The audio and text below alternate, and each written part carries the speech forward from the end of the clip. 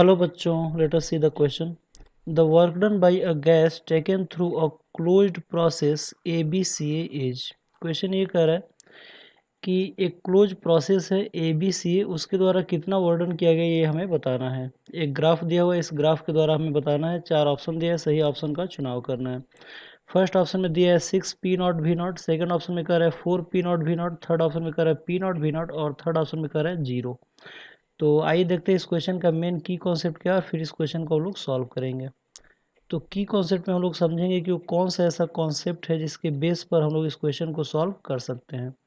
तो यहाँ पे आप लोग देख सकते हैं कि एक ग्राफ है और ये ग्राफ में एक साइक्लिक प्रोसेस दिया हुआ है और इस साइक्लिक प्रोसेस के दौरान कितना वर्क डन हुआ है ये हमें बताना है। तो आप लोगों को पता होगा कि अगर कोई भी थर्मोडायनेमिक प्रोसेस अगर होता है और हमें उसका वर्डन निकालना होता है तो ग्राफ का जो एरिया होता है वो एरिया उसके वर्डन के बराबर होता है। यानी कि इन थर्मोडायनेमिक प्रोसेस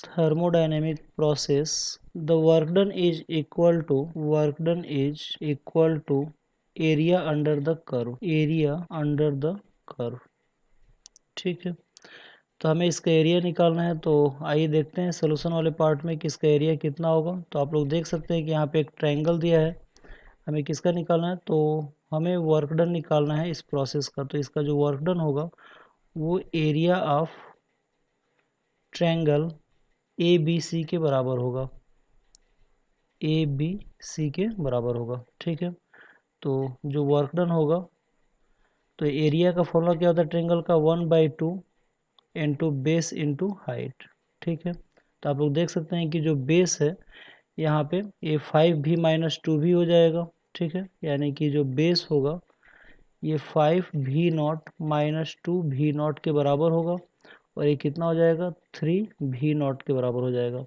और वहीं अगर हाइट की बात करें इसमें, तो हाइट आप लोग देख सकते हैं कि 5P0 है और इसमें से P0 को माइनस कर देंगे, यानी कि 5P0 - P0 और ये कितना हो जाएगा 4P0। ठीक है, ये यहाँ पे 3V0 था। ठीक है, तो अब अगर वर्क डन अगर निकालें तो इसकी वैल्यू रख सकते हैं हम लोग। तो ये हो जाएगा 1/2 और बेस में हम लोग 3V0 रखेंगे और इनटू हाइट में कितना रखेंगे 4P0।